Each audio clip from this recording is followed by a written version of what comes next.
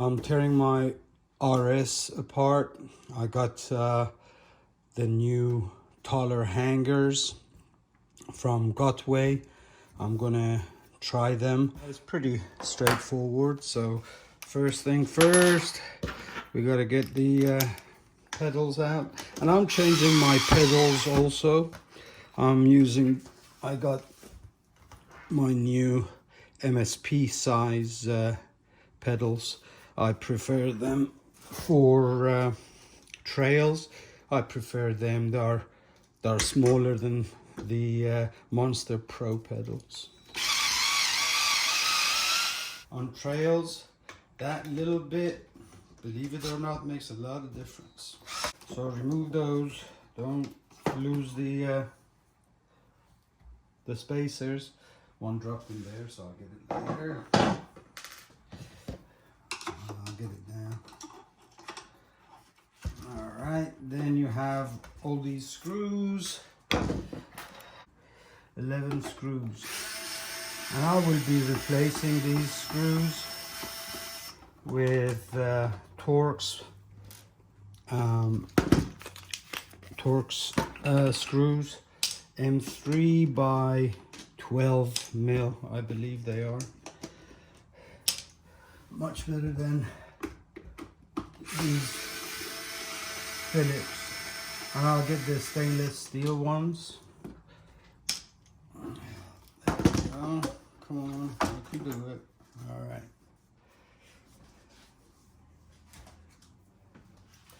Now, most people, when they open up their RS, there is, if they have ridden in water or rain or whatever, they see traces of water or mud here and a lot of dust. As you can see, I have duct taped over that hole. There's a hole here to the motor, so dust and crap comes in through there. Water mostly comes from here, from the trolley handle, but I don't use trolley handles, so I duct tape over mine. And I will show you on the other side when I get to it. The water that comes in around here is coming from the seals, but I put a strip of duct tape around all that area, so I don't get water in here and I don't get much dust in here, as you can see. Well, first thing you gotta do is unplug power and then turn it on. There we go. So the capacitor is discharged. Then you, on the RS, for whatever reason, they've put the fan over the 6th bolt over there. So, and the fan is held on with silicone. So you gotta cut that silicone and remove the fan to get to that bolt. See, this is the hole that the dust comes through. You don't want to use the normal blue Loctite because that will eat plastic. So whatever you do, don't use that standard blue Loctite that everybody uses.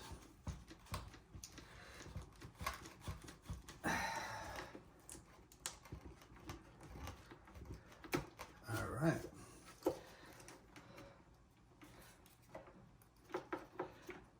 Okay. And okay.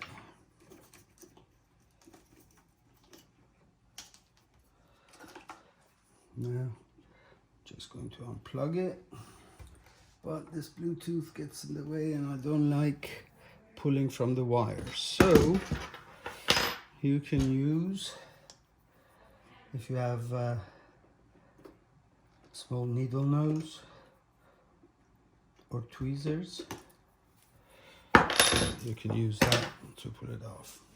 And obviously we have to drop the motor. So first, look and make sure you know which way they go back, the color scheme. If you're looking at your motherboard the way I'm looking at it, if you just pull these guys up a little bit, it will show you the color. But since I've done this so many times, it is from left to right. It is yellow, blue, green. But double check. That is green, that is blue, the middle one, and the one on the left is yellow. And now they should come out. Of course, you have the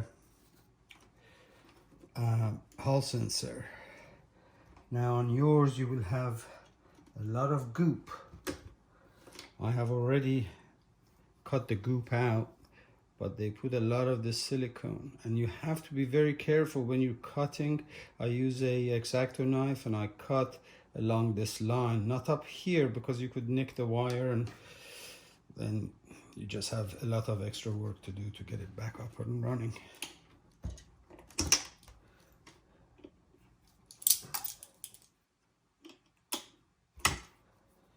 Don't want to put too much pressure on it. Now obviously when you're pulling this, you're grabbing from here. You don't want to grab anything below, because otherwise you will be pulling the jacket off.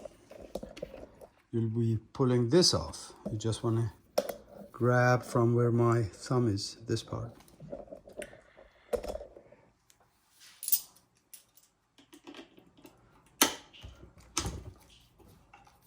Make sure you don't yank it and pull the wire. I'm going to replace this bolt with a button head, so it will be more or less flush here. So when I put the fan can go lower down, because as you can see, where is it? As you can see from here,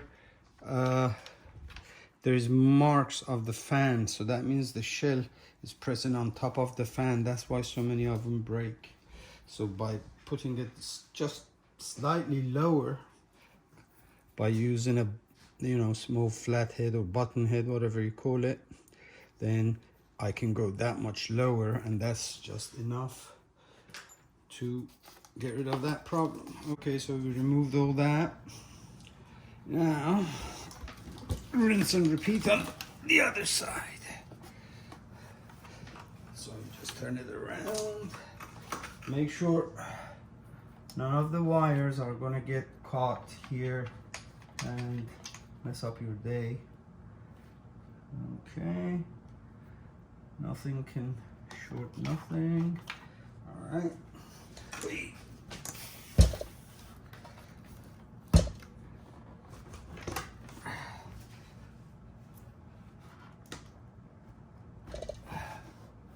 Okay, now this is what I was talking about. You see, I duct tape all the way around on the outer shell so water can't get in. I put a piece of duct tape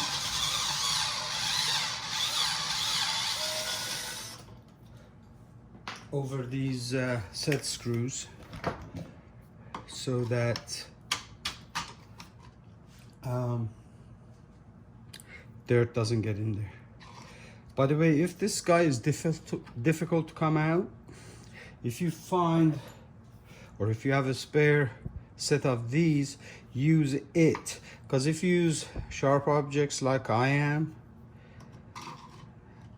what will happen as you're hammering into this to get it out, you will actually make the head wider.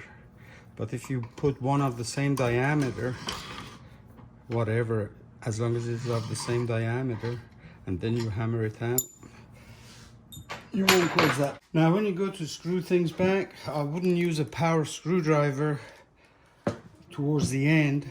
Be very careful. I mean, I use it, but I'm careful I don't over tighten and bust the screw wells. There is double-sided tape on the battery pack.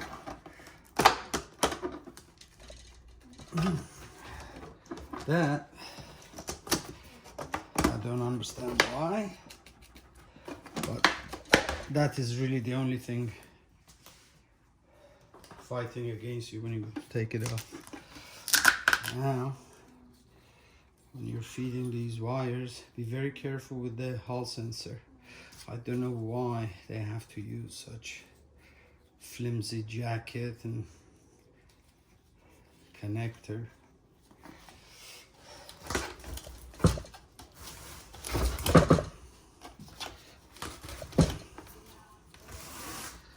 Okay.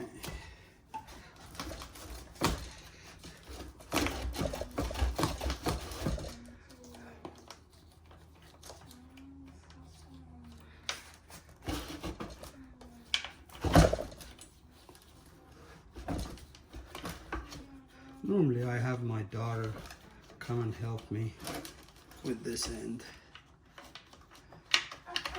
No, I'm good, honey, I've done it. Okay. Now we got it.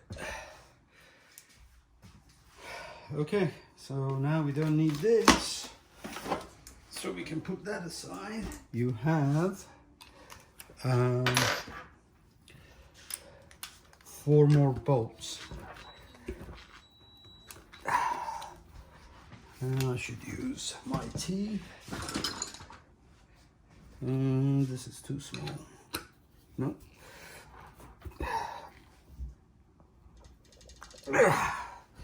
Woo! Okay. What I did when I was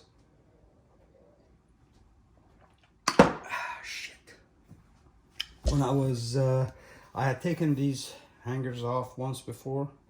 I can't remember why. And I used Loctite. I didn't think I was going to change them, or I forgot I was going to. So that's a problem. You won't have this problem if you don't use. Oh, shit. So I think I may need to heat it up. Well, let me see if it is the same on all of them. Yeah. Yep. If I was thinking, I wouldn't have done that, because now, as you can see, extra work. So while I go figure out how to remove this, I'm going to stop the video and come back. Okay. My T wouldn't work. The impact wouldn't work. I talked with Merlin, and as usual I overdo everything without really thinking. The amount of Loctite high strength that I used on here is just insane. According to Merlin, just a drop of blue Loctite is enough, but I overdid everything. He didn't want me to use heat, because heating could damage your bearing and the motor and the windings, etc, etc. He told me to use a normal Allen. You can put more torque on a regular Allen than with these T's, but I can't find them, so I'm using this, which is about the same. And I managed to get this one open. Let's see. I have okay, I got this also.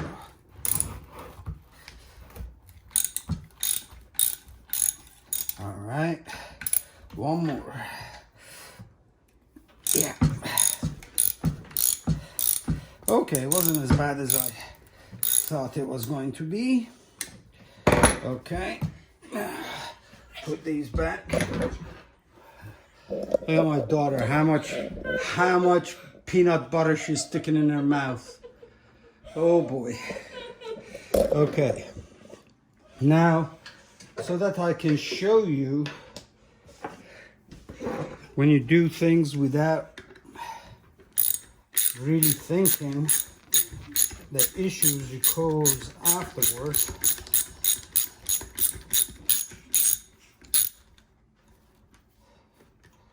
Let me show you.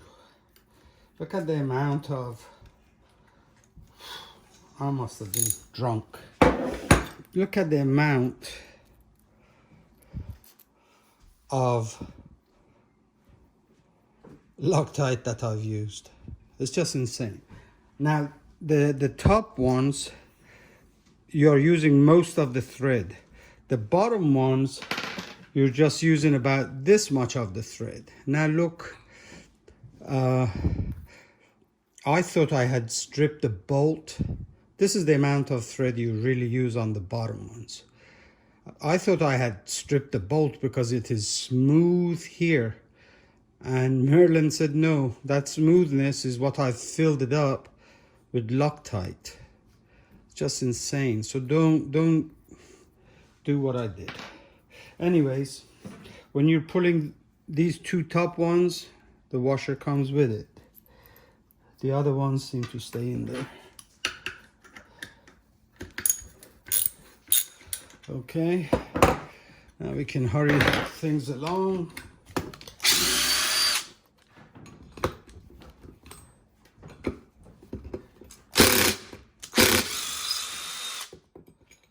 Okay, that's insane. So I'm gonna clean these bolts. Actually, I have a box full of bolts. So anyway, now that we've got it off, it wasn't as bad as I thought it was going to be. Okay, this is the old, and this is the new.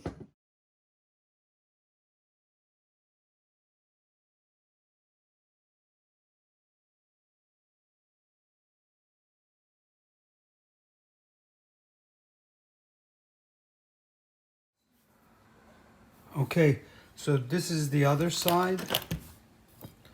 Now you got to remember, these guys are going through this hole. You won't be able to, put them all together and put them back through the hole because of these guys. So the way I do it is, do one wire at a time, pull them through the hole. Also, you have to remember this. If you're not doing each side, do one side, put the new hanger on the other side, and then turn it. If you're gonna take everything apart and then put the hangers on each side, as I have, you have to remember which way the motor wire and the hall sensor is coming out, whether it's coming on this side of the hole or the other side. Because if you put this going through the other side, then basically you have turned your wheel around, and forward will be backwards and backwards will be forwards. So keep that in mind. The best way is, I just put wire this side, so I remember. Now, if you're doing it, if you're taking the old hanger from the other side, and before you take this side off, then it doesn't matter. You can't get confused. But if you do things like I do, taking everything apart and then putting them all back together, you have to remember which way the motor wires go, this side or the other side. So keep that in mind. Then you put your new hangers on, feed these wires through, a dab of Loctite. This is a new bolt I'm going to use, and they all have the spring washers, so just put a dab, like one drop of Loctite, blue Loctite, and then put your new hangers on, tighten it. Now I wish I could tell you what the foot-pounds of torque you need, but I don't know, and I don't think anybody knows. I know on the old style motor it was 101 foot-pounds of torque, but here I doubt it's going to be that much. So obviously you don't want it finger tight, and you don't want to crank on it and bust the bolt in there, so be careful. So basically you put your wires through, put the hangers on, the new hangers, and then do the reverse of everything we did. You know, put the wheel back in the shell, put the 6 bolts that hold the shell onto the hanger. 1, 2, 3, 4, 5, 6. Remember, when you're putting the shell to the hanger bolts in, don't use Loctite, blue Loctite, or you're gonna eat through the plastic. Now, what Maryland told me to do was, when I'm putting the bolts in through the shell into the hanger, remember the shell is here, so you're putting the bolt through the shell and into the hanger. Once you've tightened it, and you don't want to over tighten it because you will crack the shell. Once you've tightened it enough, you can put a dab of silicone. You can use RTV silicone. You can put a dab on it. Basically will stop the bolts from vibrating loose.